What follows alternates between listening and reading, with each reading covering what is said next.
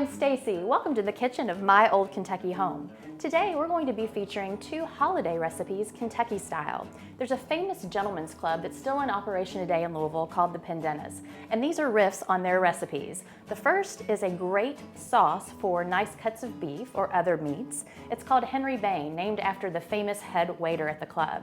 And then Jessica is going to be doing her take on the Pendennis champagne punch. Let's get started. For our version of Henry Bain's famous sauce, we will need 1 cup of prepared chutney, a cup of ketchup, 3/4 of a cup of prepared chili sauce, 3/4 of a cup of steak sauce, a 1/2 cup of Worcestershire sauce, 1/4 cup of pickled walnuts, 1 tablespoon of fine Kentucky bourbon, and a teaspoon of hot sauce. Okay, this recipe for our version of Henry Bain's famous sauce, like Henry's, included a lot of prepared ingredients. I like to think back in the day, this was probably the early 1900s, 1910s, they think that he came up with this, that he probably made a lot of these himself. So he probably made his own chili sauce, his own steak sauce, probably even his own ketchup and chutneys. One of the things that they say that he used was pickled walnuts, and those are really hard to find these days. I had to order those on Amazon. Everything else is a little more easy. Now, we don't know if this is Henry's exact recipe because the club sells it to this day and still keep it pretty secret, but we came up with our recipe based on many different versions and a lot of vintage Kentucky cookbooks, so this is sort of our riff on that. So the first thing we're going to start with are 2 of the most maybe exotic ingredients, and that is the pickled walnuts, and we've got a 1/4 cup here. And these were probably used because Kentucky has a lot of walnut trees, so this would have been something that a lot of cooks back in the day preserved, and so Henry had these around. The next, this is a pretty exotic ingredient. This is chutney, which is a preserve of different sort of fruits. This one is a mango chutney, which we think that Henry might have used. I've seen recipes with peach chutney, even a peach bourbon chutney. And so this smells just real sweet and savory, you know, kind of like almost like a marmalade also. So the first thing we're going to do is, because of the density of the walnuts and because the chutney is pretty chunky with things in it too, we're just going to give that a couple pulses in the food processor. Get those good and mixed up. All right. And then we're just going to add the rest of our ingredients. Not a whole lot of cooking per se, it's just a lot of mixing. So this is the prepared chili sauce. You can use, you know, your standard grocery store varieties. I got one at the local gourmet grocery in Louisville called Lots of Pasta that I also picked up a bottled Henry Bain sauce to show you that you can get it prepared in groceries. And this was a kind of a higher end version. Then this is just simply A1 steak sauce that I'm using. Again, you can use a more premium version of that if you wanted. This is just red gold ketchup for testing purposes.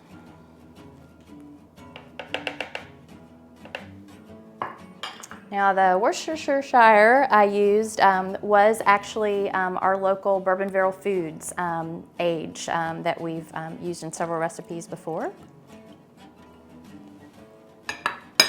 And this was kind of a late add-on, adding about a tablespoon of bourbon. You know, a lot of things we do makes it better with bourbon, right?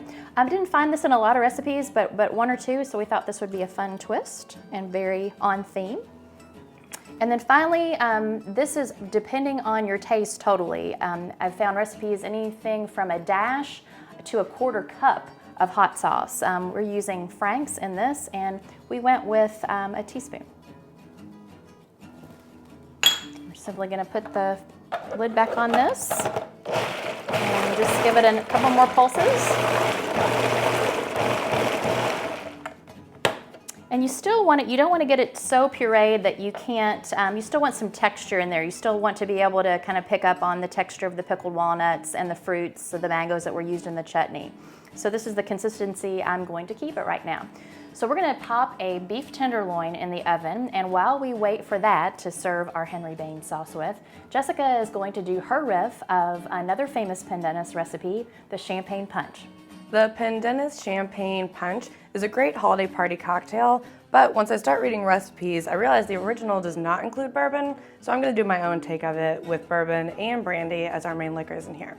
And the other ingredients are grenadine, bourbon, brandy, Curacao, champagne, club soda, and fresh squeezed lemon juice. In a punch bowl, we're going to combine our ingredients here. We've got 1 ounce of grenadine,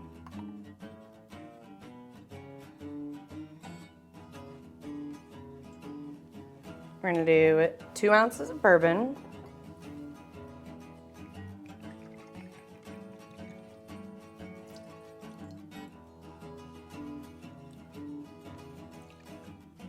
we're going to do 2 ounces of brandy, and I'm using Copper & King's brandy, which is actually made right here in Louisville in the Butchertown neighborhood.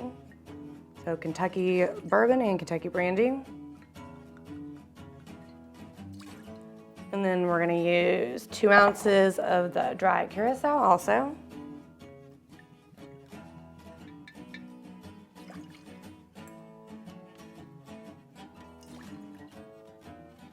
And then I've got the lemon juice from 2 lemons. And we're gonna add our bottle of champagne.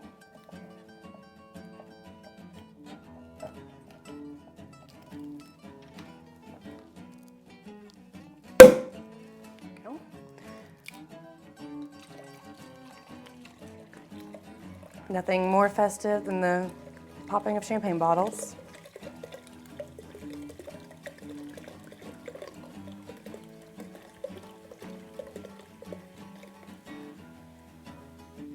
All right, and then I'm just gonna do a half of a liter of the club soda.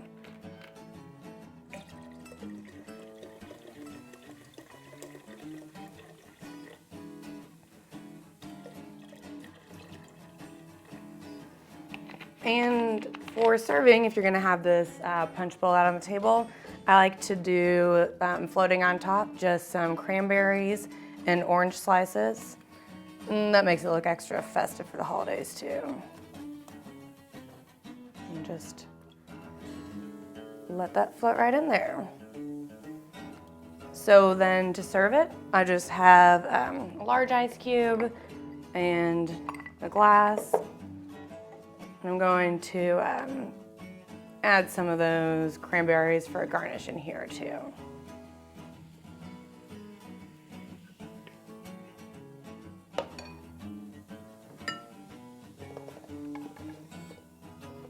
And that's all there is to it. It's the champagne punch. Jessica, as usual, you have made a wonderful bourbon cocktail that complements this very festive dish for holiday entertaining. Thank you. I was surprised I never made this myself, so when I was looking through these really old recipes for the Pendennis champagne punch, I was shocked that it was brandy and no bourbon. So I think we really improved it with a little bit of bourbon. I think you did, and I think we improved the Henry Bain sauce with a little splash of bourbon as well. Agreed. Right? So this dish is we've paired it with a beef tenderloin. Again, it makes a nice holiday setting. You can eat it year round. One of my favorite ways to eat Henry Bain sauce is on the steak sandwich at Bristol Bar and Grill here in Louisville. But you'll see it on menus throughout the state. And you'll see it on a lot of carving stations, at weddings. It's usually paired with also like a sour cream and horseradish sauce. I kind of like to mix them. It's kind of pretty. And one of my favorite things to do with them is to bottle them. They last for several weeks in the refrigerator, and use them as holiday gifts, hostess gifts, that kind of thing. So I've been eating Henry Bain sauce around town for probably my whole life, basically. But could you tell me a little bit more about Henry Bain himself? Oh, sure. We didn't really do that. So Henry was born in 1863, so during the Civil War, and he went to work at the Pendennis. It didn't open until 1881, so somewhere in the 80s, he went to work as an elevator boy, and literally rose his way to the top. He ended up as the head waiter, so it was probably when he was head waiter that he came up with this sauce. And again, it was for not just meats, but fish and different types of game that apparently the club members of this old gentleman's club would bring into the club, and he would serve it with that's really interesting. And so in fact, I think that there's only on their third head waiter since that time. Is how far the history of the club goes back. Now, as I said, you can see it menus across the state. I found it in a lot of vintage cookbooks and kind of just made the riff of this recipe on it. And you've had this actually at the Pendennis Club, I right? have been to many weddings that they serve it on the carving stations there. And now they bottle it now. A couple years ago, they gave the rights to Bourbon Barrel Foods, so you can order it online through them. You can get it at Lots of Pasta here in Louisville, at a lot of the Kroger stores, Paul's Fruit Market, that kind of place. Or now you can make your own because you have this wonderful recipe. Yeah, so for this recipe and some locations where you can buy Henry Bain sauce or eat it when you're in Louisville, visit us at culinarylouisville.com. And we'll see you here next time on Bourbon And biscuits. Cheers. Cheers. Cheers.